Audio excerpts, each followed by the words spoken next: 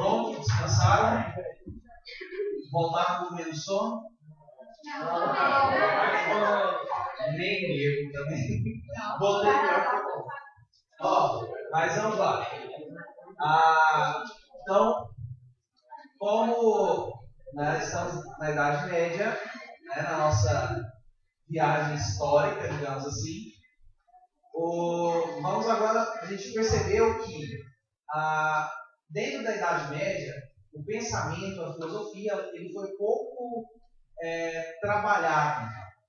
Não que as obras que houveram foram insignificantes, mas o poder da igreja, sobretudo o poder cultural, deteve então as obras, deteve a filosofia, e a própria filosofia grega ficou na mão da igreja. Então, é o período que nós chamamos de teocêntrico. O que é isso? Deus no centro das reflexões e atenções filosóficas. Então, essa é a principal característica da filosofia medieval. Deus no centro da atenção e reflexão filosófica. Tanto a atenção filosófica quanto cultural. A arquitetura, a própria política é um espelho dessa ideia de Deus no centro da reflexão e da atenção. E nós temos dois períodos principais da filosofia medieval, que é a escolástica e a patrística.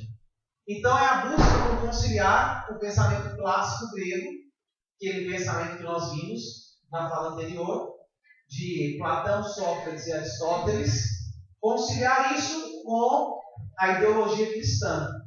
Então é a tentativa de cristianizar o pensamento grego. Ok? Então vamos lá. Apesar da Idade Média não começar necessariamente no século I, a filosofia medieval começa. Por quê? É quando surge o cristianismo e a força ideológica. O Paulo apóstolo, Paulo de Tarso, ele não é bem um filósofo, mas ele é um grande responsável por sistematizar a ideologia cristã ao ponto de escrever as cartas que estão na Bíblia, que se transformaram em livros bíblicos. Então ele, digamos que ele faz essa questão, prepara o caminho evangélico, ele prepara o caminho para que o evangelho seja anunciado. E isso, com o anúncio do evangelho, o cristianismo se tornando, depois do século III, a religião oficial de Roma, e Roma com todo o seu poder político e influência ideológica, o cristianismo toma força e toma poder para se tornar a filosofia, ou a filosofia se tornar o cristianismo. Então, são visões, vai depender da visão que você tem. Tá, o neoplatonismo, o que seria isso? O novo pensamento de Platão com o próprio Agostinho, que nós temos o neoplatonismo, que ele vai ser o quê? O novo olhar da filosofia de Platão. Lembram esse Agostinho, Santo Agostinho? Lembram daquele pensamento de Platão, da divisão do mundo físico e do mundo metafísico? Lembram que eu mostrei lá, aquela bolinha? O bem e o belo e o verdadeiro estavam como absolutos para Platão, no mundo das ideias. Agora, com o neoplatonismo, ele é cristianizado. Ou seja, a ideia de mundo das ideias se transforma no que nós temos como céu. Aquela ideia de céu. E a terra como mundo sensível. Como o mundo das sombras. Ok? E essa é a divisão que Agostinho faz. Percebem que a cidade de Deus é a obra mais importante de Agostinho.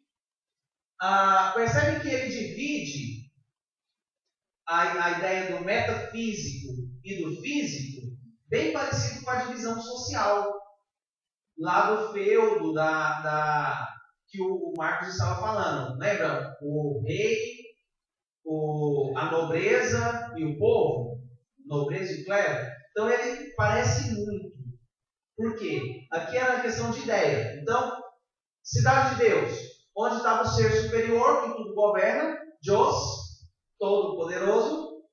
Abaixo, os seres celestiais, anjos, arcanjos, serafins e querubins, que segundo, depois dentro seria os representantes de Deus, que aí na forma social é o próprio clero, e a terra, como imperfeitos, em busca da perfeição, em busca da santidade. Que lá na teoria de Platão, no mundo das ideias, o ser racional, ou seja, aquele que quer pensar, ele tinha que buscar o ideal, que estava no mundo metafísico.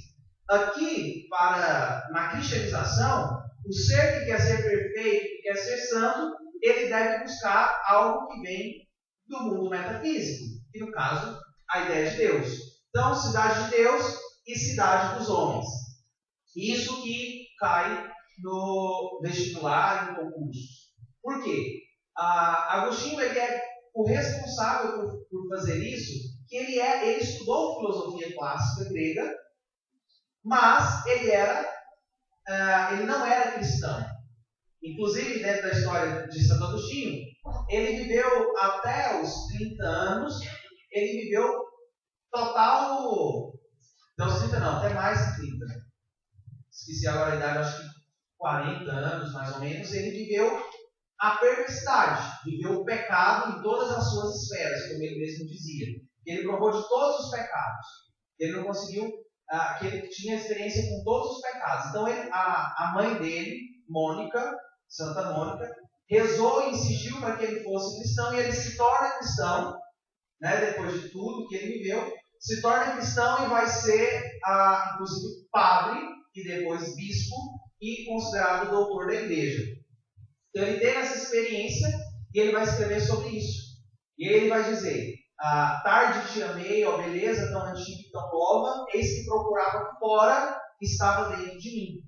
Então ele diz: o homem encontra seu potencial máximo dentro do seu próprio ser. Quando não se pode fazer o que se deve, deve-se fazer o que se pode. Por que ele encontra o potencial máximo dentro do seu próprio ser? Porque ele associa o ser.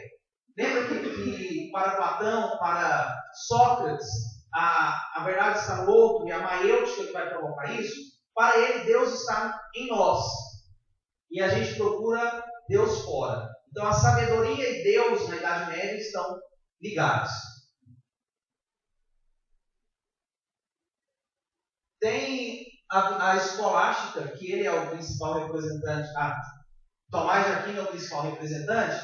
Mas antes eu quero falar a questão de Santo Agostinho, ele ter motivado a escolástica e todos os outros movimentos que tiveram na Idade Média.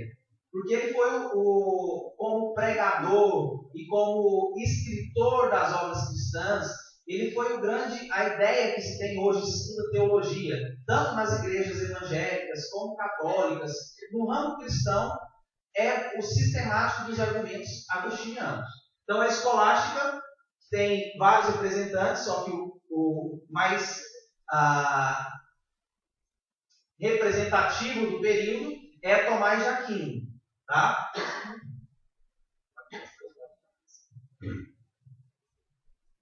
Tomás de Aquino. Tomás de Aquino, ele tem a pretensão de se provar a existência de Deus sem apelar para a Sagrada Escritura, sem apelar para milagres. Então ele vai usar a cristianização do pensamento de Aristóteles. Então, Agostinho cristianiza o pensamento de Platão e Tomás de Aquino cristianiza o pensamento de Aristóteles. Então, o que ele vai fazer? Ele vai criar 5 vias tomistas, que são 5 formas de provar Deus sem apelar para milagres e seres sobrenaturais. Ele diz que são aspectos que nós chamamos de filosofia natural, que eu vou observar a natureza das coisas, o funcionamento da natureza, e eu consigo perceber a existência de um ser superior. Então ele vai pegar, por exemplo, a questão de ato e potência. Lembra como eu expliquei ato, que é potência que virá a ser, de Aristóteles? Ele vai cristianizar isso. A questão de essência e acidente. Essencial e acidental, substancial e acidental. Lembra que eu falei com vocês? Ele cristianiza isso também. Então a principal característica de Tomás de Aquino é essa, a cristianização de Aristóteles. E a questão da finalidade. Aristóteles ele aborda aqui, cada coisa tem um fim, tem uma finalidade. A cadeira tem finalidade de ser sentável, não é isso? A caneta tem a finalidade de escrever. A porta tem a finalidade de abrir e mudar de ambiente. Então, para ele, para Aristóteles, tudo se encontra finalidade. E Tomás de Aquino vai ver a finalidade das coisas, dizendo, tudo tem um fim. Por exemplo, a chuva rega a terra, que vai tornar a terra fértil, que vai germinar a semente vai virar erva, que vai alimentar a vaca vai alimentar o homem com leite, com a carne, e o homem a quem vai servir. Então, tudo para ele, todas as finalidades e reflexões, eu vou chegar à ideia de que o homem precisa servir a um ser superior. Isso sem apelar para a Sagrada Escritura. E aí, não vai dar para eu explicar as 5 vias tomistas, mas gera-se em torno disso, de uma reflexão filosófica para se provar a existência de Deus. Como, por exemplo, por que a natureza funciona tão perfeitamente para tornar a vida possível? Isso é uma prova de que Deus existe. Então, o que ele tenta provar que Deus existe, depois os modernos vão tentar tirar Deus do centro e fazer o período antropocêntrico, para colocar o homem no centro e tirar Deus.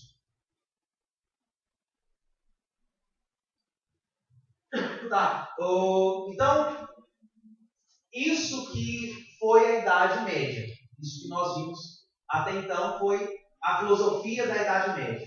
Aí teve Guilherme de Ockham, também com a navalha de Ockham, que era acertar ir aos pontos certos para acertar a reflexão, e várias outras reflexões dentro da ideia de Deus como reflexão e atenção. Ok? É fácil a filosofia da Idade Média, não é? Só lembrar da clássica e a cristianização dela.